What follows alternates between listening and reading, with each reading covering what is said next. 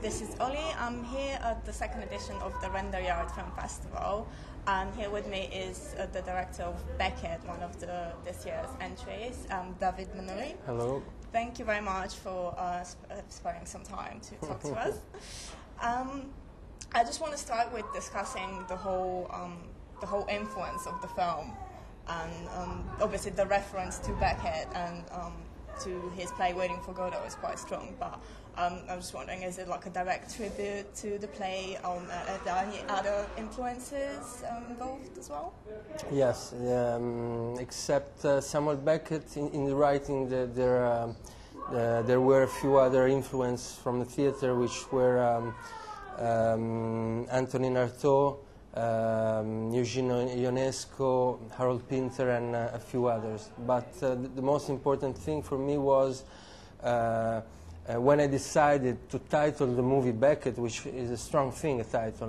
The title is Beckett, is a clear reference to Samuel Beckett, was to capture the mood that Samuel Beckett wrote at the end of his life in a book, where he said that to being born as a human being in the world is a failure at the beginning. So this is the objective of the movie, was to capture this mood. Yeah. Sure. I'm assuming the decision to have it in black and white also has a big influence to setting the mood as well. Yes, well, let's say for two reasons. One reason is that this kind of universe of absurd theater, I don't see it in color anyway. The other reason is that when I had to make a choice with the DOP was that this mood, this thought of Samuel Beckett, which, as I said before, being born as a human being in the world is a failure, is a black and white thought. So there is only one shot in the movie when the two characters dies. The shot is in color, since if life is a failure, death is a victory. Oh, yeah. That's amazing. And it's good you mentioned that last scene as well. It's set on an amazing beach side, and the scenery, the whole visual scenery in the film is astonishing as well. I was just wondering, whereabouts exactly was it shot, and how did you find the locations? Well, the location, when we start thinking about producing the movie, the thought in the process of writing was to shoot the movie in Spain, in the desert of Almeria. And but then to go to Spain was too much of a risk and too expensive. So one of the co-producers said that I should have gone to go for location in Sardinia, since there was the screenwriter of Alejandro Jodorowsky, which was trying to see different location in Sardinia for Jodorowsky news movie. Then he said, go look in Sardinia, because it's not like the desert of Almeria, but it has something that could be interesting for us. So I went to Sardinia, and in fact there are amazing locations like desert dunes, or magnificent beaches, or abandoned, I don't know in English how to say, abandoned structures. Yeah, warehouses. Warehouses.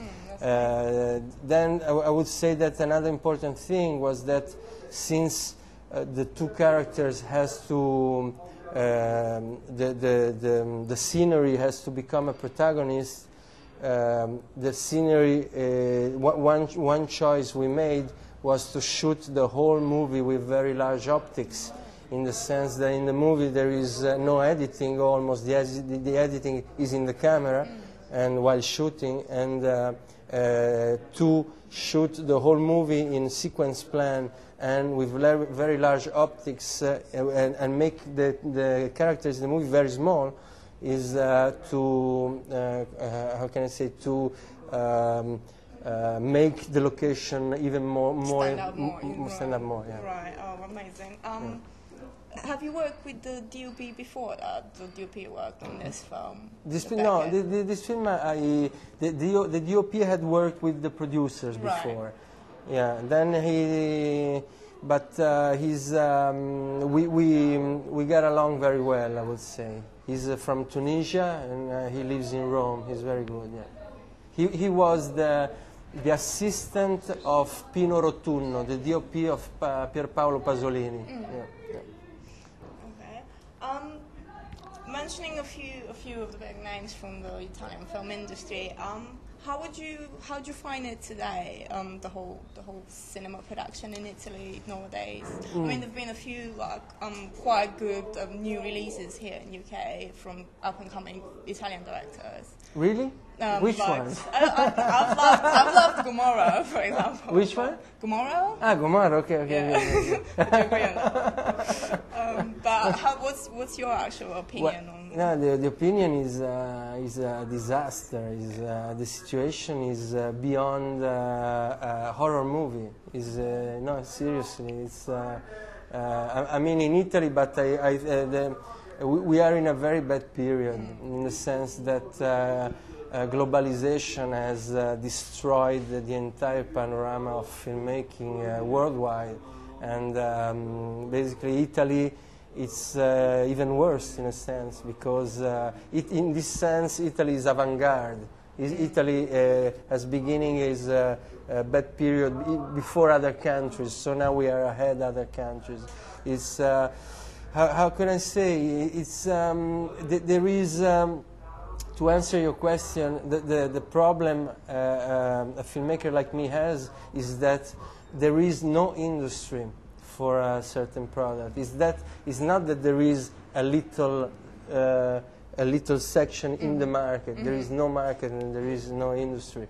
Now, the point is, like you said, Gomorrah. But Gomorrah is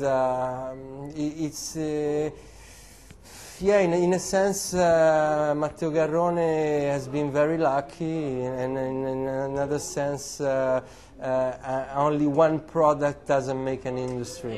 Yeah. Now, let's say what I'm doing right now with BEKET, and also BEKET is my second feature. Now, I'm going to. We are trying to prepare my new movie with Vincent Gallo and Denis Lavant to shoot next year in Sardinia, and it's going to be a remake of Kaspar Hauser, which Werner Herzog did 35 years ago. But the point is that we are really trying now to do that other movie in the sense to make the point even much harder because. The system, for example, Italian system doesn't like the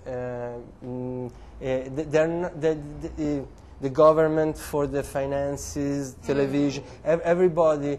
They don't like, for example, a director like me that does product like this. Right, so it's something more commercial. Yeah, you are a pain in the ass. You are bothering other people. They're like, well, what are you doing there? Yeah.